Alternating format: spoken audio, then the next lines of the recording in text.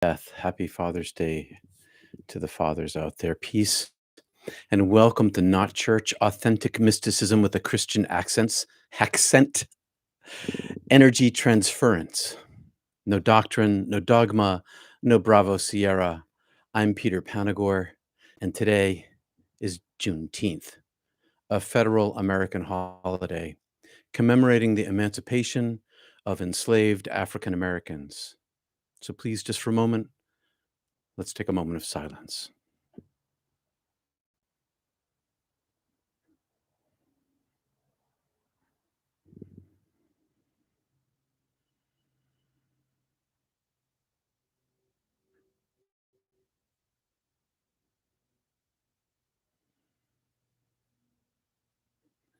And also, happy Father's Day.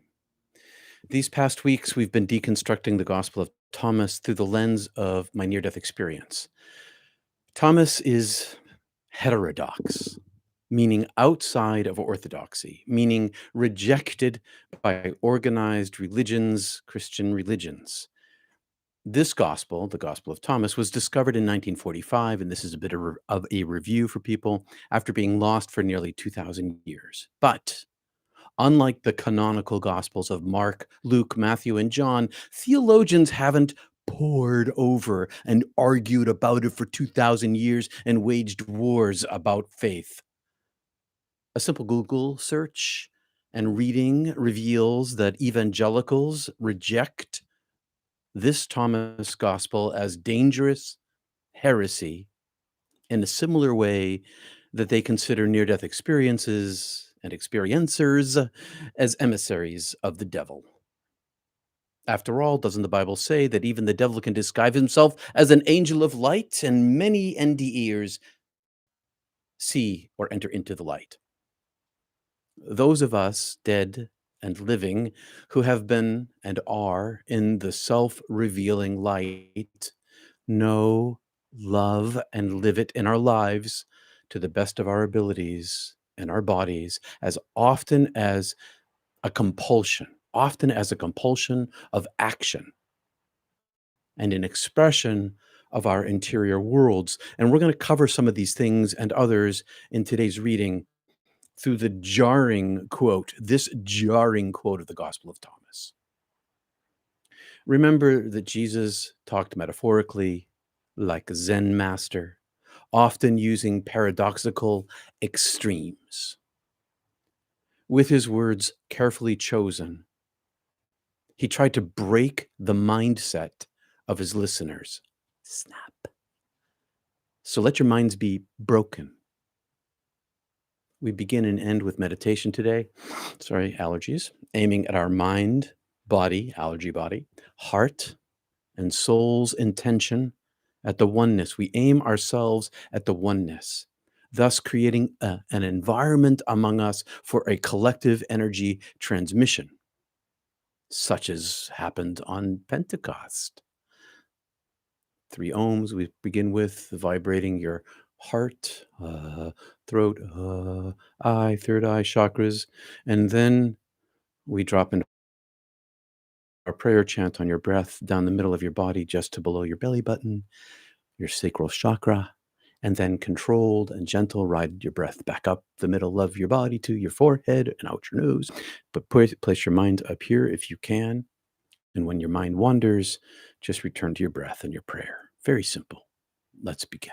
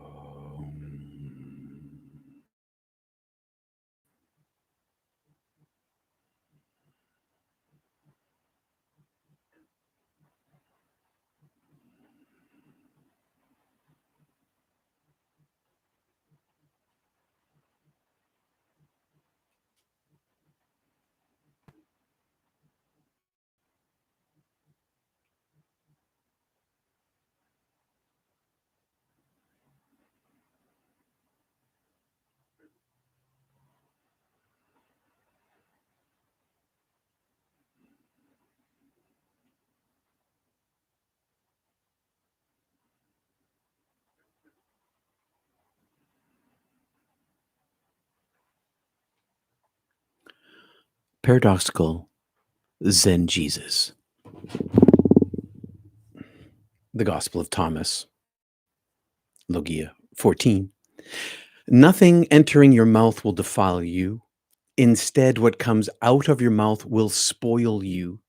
And when you go into any land and travel in the country places, when they receive you, eat whatever they serve you, heal those among them who are sick. Nothing entering your mouth will defile you. Instead, what comes out of your mouth will spoil you. I broke Thomas Logia 14 into three parts, and I changed the language from my interpretation of the language a moment ago to a more traditional interpretation because it hits a little harder.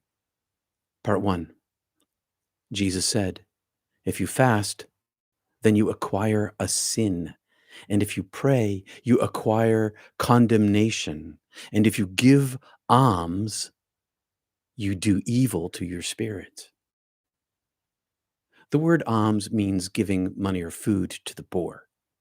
If you've ever given cash or food to a homeless person, then you've given alms.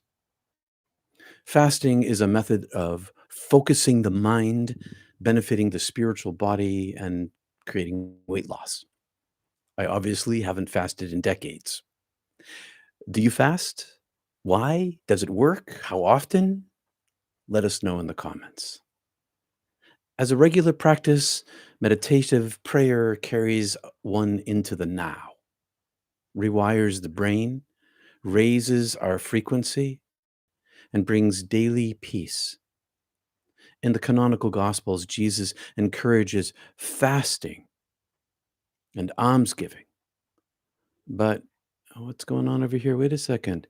Peter having a bit of a lag. Have a guest with bandwidth today? No, don't know what's going on. But here, okay, I'm going to skip back a little bit here.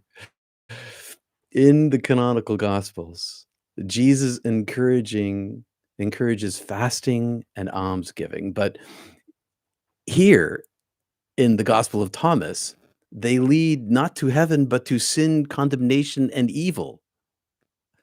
Whiskey, Tango, Foxtrot, Master Jesus.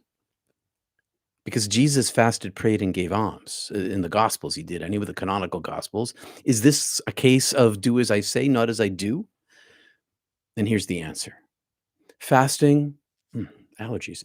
Fasting, prayer, and giving alms, to give charity, they can become idols that empower the false self or the fearful self when practiced for the wrong reasons.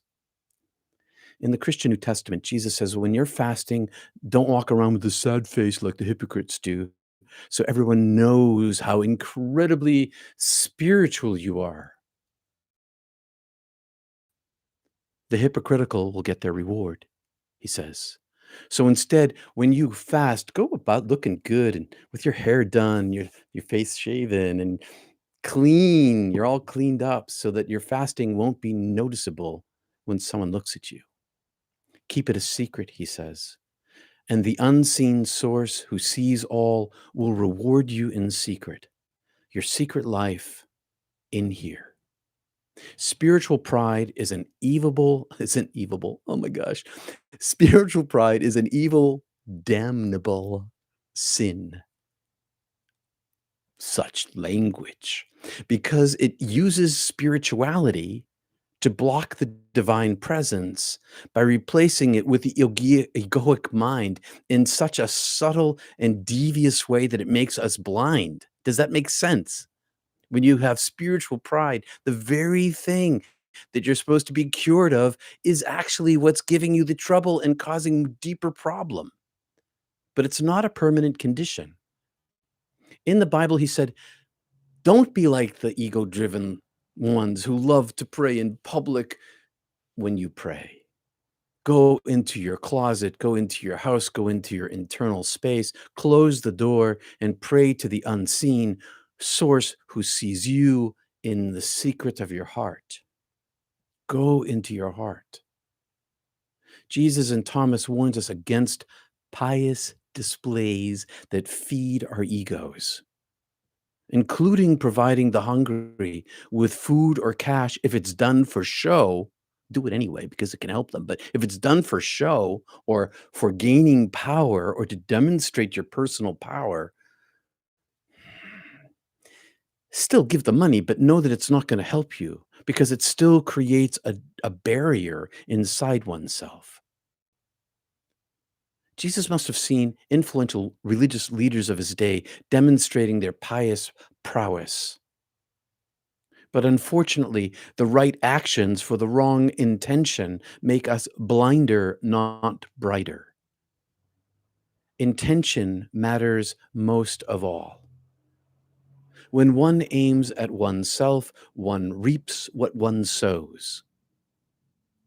When one aims at the beloved, one reaps what one sows. It's the cosmic law.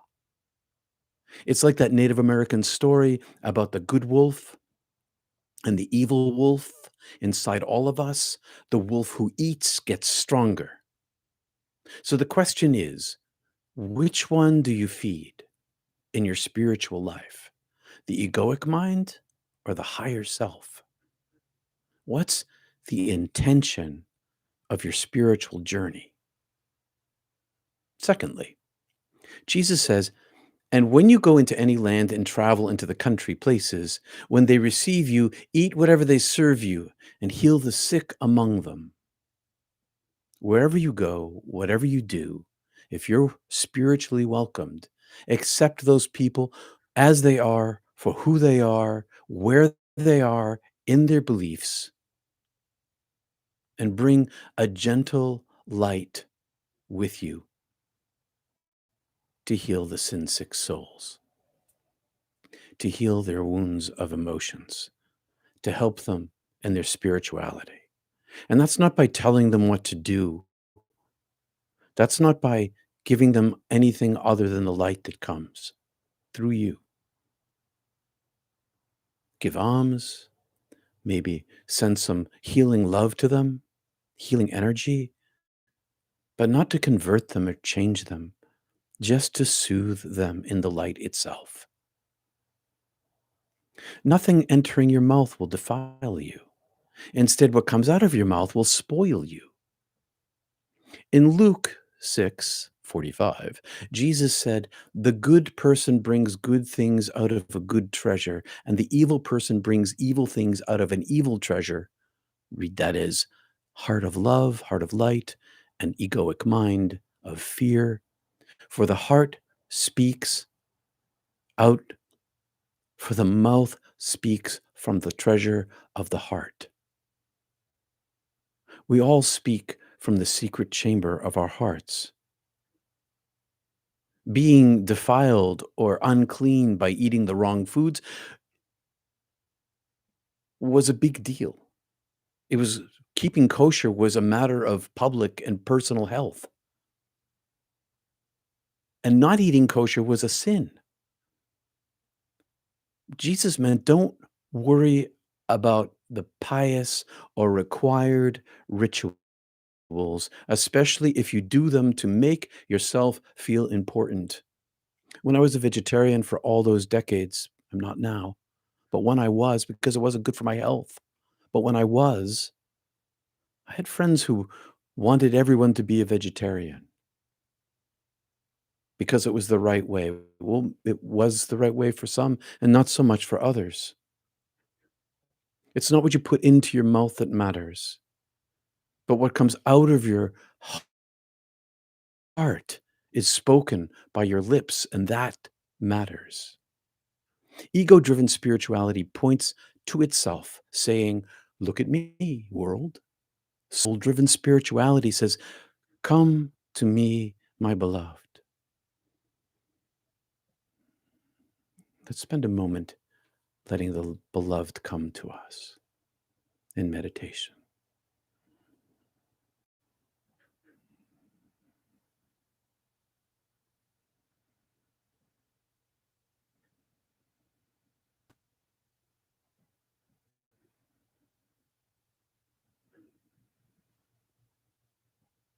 When human egos and identities drive spirituality, we end up as posers, and worse, self glorifying spirituality strengthens the very thing we seek to negate, the false self. So instead, step aside, breath by breath, or through charitable giving, or fasting if that's your jam, and let your false self pass away. If you die before you die, then when you die, you will not die. I've quoted that before. It's still true. Step aside from all words and all beliefs. Quiet the chatter of your mind. Let the unseen with a capital U see you as you are, and let you see yourself for yourself. Let those who have eyes see. Jesus warned us against the ego driven spiritual pride. That's what he was warning about in this logia. Against ego driven spiritual pride, which is a form of hypocrisy that has its own reward. Let's spend a moment here in centering practice before the chat.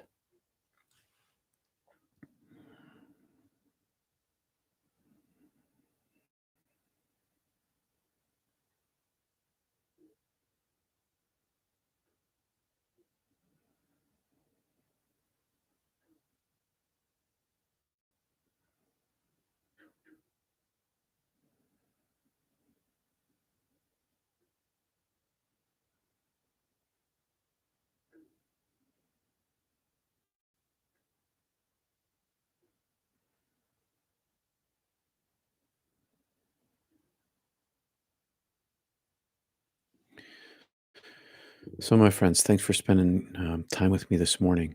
I hope that helped and was clear. Um, Now you guys are getting some bit of distortion, huh?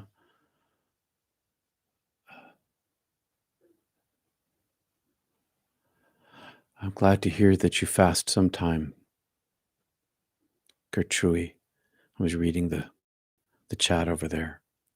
Hey, but thanks for spending time with me this morning, and thanks for your financial support. Without you, I couldn't be here or at Mystic Tea Salon coming up at the top of the hour. Um, Mystical conversation on a global scale. To give support or book a private session with me, please visit peterpanagore.Love. And next Sunday, June 26th, the Not Church will be pre-recorded because I'll be officiating at a family wedding and a big family reunion for the weekend. Namaste, my friends. Peace. Check out the chat over here. The key is the silent mind. You're welcome, Kristen. I hope it's helpful. Yogananda's cleansing diet is helpful. Good to hear. Your words are always helpful. Thank you, Tim. Yes, very clear and helpful. Mystic Tea, yeah, top of the hour. Mystic Tea, Kitya is on Zoom, and the link is below. And the purpose of it is an opportunity for people who've had mystical experiences of any kind to come and have a conversation with others like themselves. Many of us have kept this a secret for our entire lives or portions of our lives. Some of us even keep it secret now. Most of us do. It's a global group. The link is below. It's on Zoom. Humility, compassion, and kindness are our key rules. Hope to see you there. Lots of wisdom spoken there. I learn every week. I should say that every week that I go to Mystic Tea Salon, I come back having learned new things. Thank you. Congratulations on the wedding events. Thanks. It's my cousin's daughter, my second cousin, I think. Anyway, she's fabulous. The family's fabulous. Can't wait to see them all. No distortion. Some having distortion, some not. I suppose it could have been high quiet energy. I suppose it could have been, and Colleen, I suppose the distortion could have been somewhere, anywhere down the line. My ego is so much more enlightened than I am. Oh. It's very funny. Oh my gosh, that's very funny. I've gone through panchakarma, but not a full fast. I used to fast. When I was younger, I fasted. I haven't fasted in a long time. I found it helpful when I fasted. Um, Gertrude fasts now and then. Pious prowess. You like that, Mary? Mary Root? Um, Anything else, my friends, or should we just meet at the top of the hour? I think the shorter the better these are, the more that who will watch them. Oh wow, I will join the session. Good, Kitya. I hope to see you there. And for your explanation, for your service, you're welcome. I hope it's helpful. We're a small and dedicated group. Thank you, everybody, for being here as you are. Such a regular crowd of people. I did hear from some folks who couldn't be here today. Um, Mystic Strong Coffee. Yeah, it's Mystic Strong Coffee, Vineyard Worker. I'm a black coffee drinker. I am. Is fasting quoted in the Bible? Yeah, Jesus goes off for a 40-day fast. And it's in several of the canonical gospels. Knowing when to share and when not is wise. Totally true. This is Robert. Happy Father's Day. Thanks, Dad. Um, any comments or questions? Anything you want to discuss here before we say fare thee well till the top of the hour? I'll wait a moment and see if there's something people want to say. I just started fasting 16 hours a day a week ago. Loving it so far. Happy Father's Day. Hey, Sean, how's it going? You like it, huh? See, what kind of fast? Thanks, Kitya, very much for the super chat. Much appreciated. Um, I'd love to hear more about your fasting, Sean. Maybe we could talk about this at Mystic Tea. I haven't fasted in a long time. For several reasons, I should. All right. I see no more things popping up here. So the quicker we get off of here, maybe the more people will watch it because it'll be shorter. So peace and love, my friends. I'll see you at the top of the hour. Mystic Tea Salon. Link is below. Namaste. See you then.